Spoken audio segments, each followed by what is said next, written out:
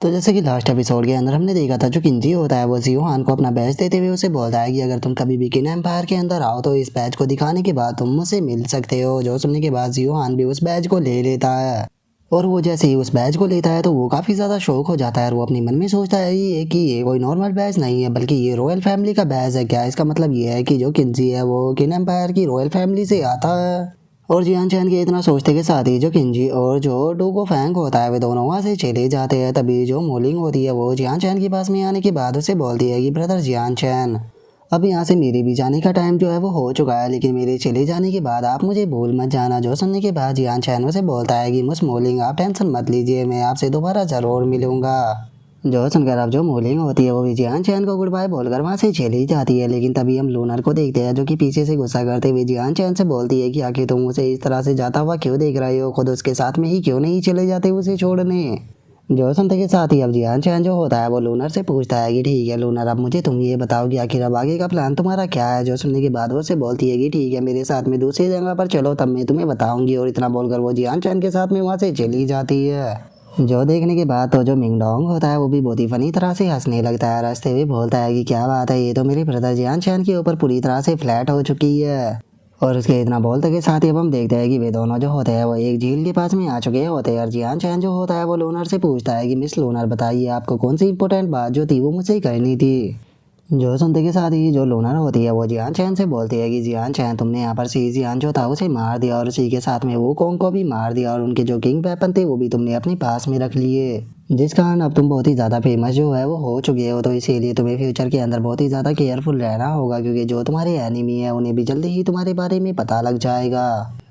और चूंकि अब तुमने जो शी जियान है उसे मार दिया है तो इसीलिए मैं भी तुम्हारा शुक्रिया अदा करना चाहती हूँ, क्योंकि शी जियान जो था वो मेरा एनिमी था और चूंकि वो अब मर चुका है तो इसीलिए मेरे भी जाने का टाइम हो चुका है। जो सुनकर जियान चैन जो होता है वो भी उसे ओके बोल देता है। जो सुनते के साथ ही तो अब जो लूनर होती है उसे बहुत ही ज़्यादा गुस्सा आता है और वो गुस्से में अपने मन में सोचती है कि ये एक नंबर का गधा है, क्या ये मेरी बात को समझ नहीं रहा, क्या ये मुझे यहाँ पर रुकने के लिए नहीं बोलेगा। और इतना सोचते के साथ ही अब लूनर जो होती है वो जियान चैन को लात मारते हुए उसे बोलती है कि तुम एक नंबर की बेवकूफ़ कहीं कि मैं यहाँ से जाने वाली हूँ, लेकिन अभी तक भी तुमने मेरा नाम जो है वो मुझसे क्यों नहीं पूछा।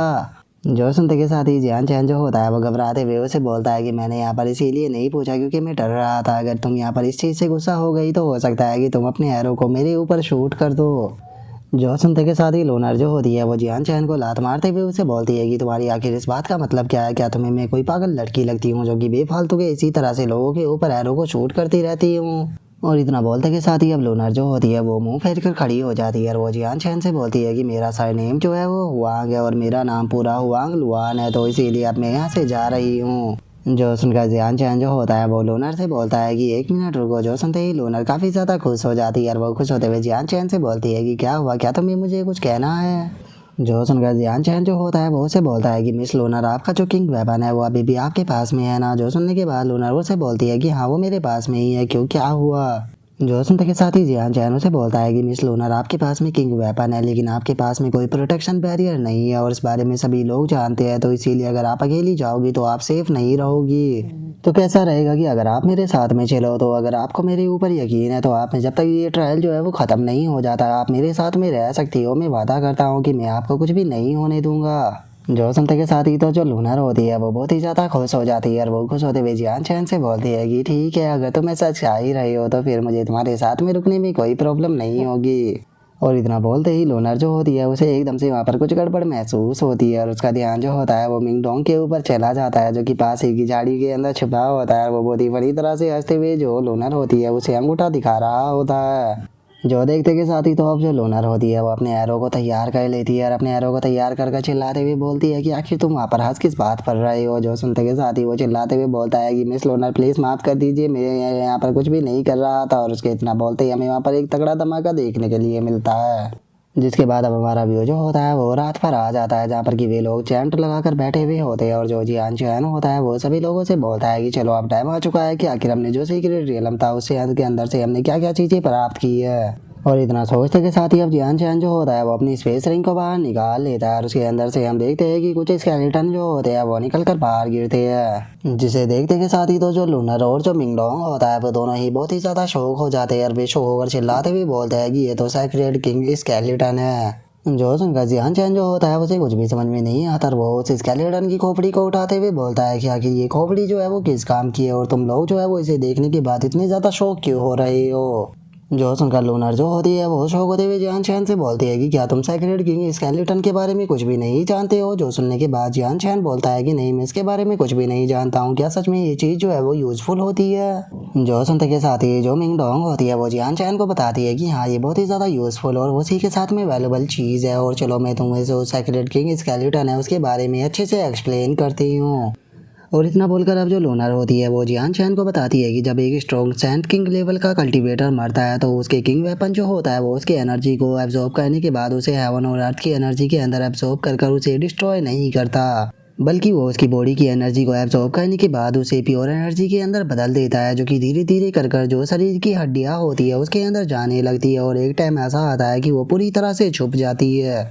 और जो वो स्केलेटन होता है उसकी पावर जो होती है वो बहुत ही ज़्यादा बढ़ जाती है, और अगर तुम उसकी स्ट्रेंथ की बात करो तो उसकी स्ट्रेंथ जो होती है वो किंग वेपन के बराबर ही होती है, लेकिन वो किंग वेपन से ज़्यादा प्रीशियस होता है। और अगर तुम किस्मत से किसी ऐसे स्केलेटन को प्राप्त कर लेते हो जिसे कि एक पावरफुल सैंड किंग के द्वारा छोड़ा गया हो, तो उसके अंदर से तुम वो सैंड किंग की पूरी पावर को अपने अंदर एब्जॉर्ब करने के बाद खुद एक पावरफुल सैंड किंग बन सकते हो। जो सुनते के साथ ही जियान चैन जो होता है वो बोलता है कि ठीक है, मैं तुम्हारी बात को समझ गया, लेकिन मैं एक चीज़ जानना चाहता हूँ कि आखिर इन सैंड किंग के द्वारा छोड़ा गया जो वेपन है उसे मैं कैसे प्राप्त कर सकता हूँ। और इससे अलग एक और चीज़ जो है वो मेरी समझ में नहीं आ रही। तुमने कहा है कि जब एक पावरफुल सैंड किंग मर जाता है तो उसकी जो एनर्जी होती है वो उसकी बोन्स के अंदर चली जाती है, जिसमें कि जो सैंड किंग का वेपन होता है वो उसकी बॉडी से एनर्जी को एब्जॉर्ब करने के बाद उसके बोन्स के अंदर पहुंचाता है। लेकिन एक चीज़ मुझे समझ में नहीं आ रही कि जब कोई सैंड किंग लेवल का कल्टीवेटर मरता है तो उस टाइम पर तो उसका वेपन भी उससे खो जाना चाहिए था ना, या फिर उसके वेपन को नष्ट हो जाना चाहिए था। तो आखिर उसके वेपन के खो जाने के बाद या फिर नष्ट हो जाने के बाद भी उसकी बॉडी के अंदर एनर्जी कैसे एब्जॉर्ब हो सकती है।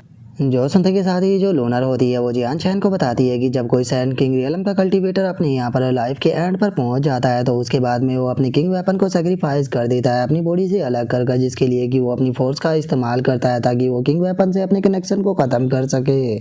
और इसी तरह से जो किंग वेपन होते हैं वो लाइफ टाइम उसकी पावर जो होते हैं वो बनाए रखते हैं, और एक यही कारण होता है कि जो किंग वेपन होते हैं वो कभी भी डिस्ट्रॉय नहीं होते। जो सुनते के साथ ही जियान चैन जो होता है वो उसे बोलता है कि लेकिन वे लोग आखिर ऐसा क्यों करते हैं, क्योंकि अगर वे अपनी मौत के एंड पर पहुंच गए हैं तो वे यहाँ पर जो उनके पास में किंग वेपन है वो अपनी डिसेंडेंट को भी तो दे सकते हैं, आखिर वे उसे इस तरह से यहाँ पर आज़ाद क्यों कर देते हैं। जो सुनते के साथ ही लूनर जो होती है वो उसको बताती है कि ये सब कुछ जो है वो एक मिस्टीरियस लेजेंड के कारण होता है। जो सुनने के बाद जियान चैन पूछता है कि आखिर वो मिस्टीरियस लेजेंड कौन है। जो सुनकर लूनर जो होती है वो उसको बताती है कि इसका केवल एक ही कारण है, रीइंकार्नेशन ऑफ किंग। जो सुनते के साथ ही अब जियान चैन जो होता है वो भी बहुत ही ज़्यादा शौक हो जाता है।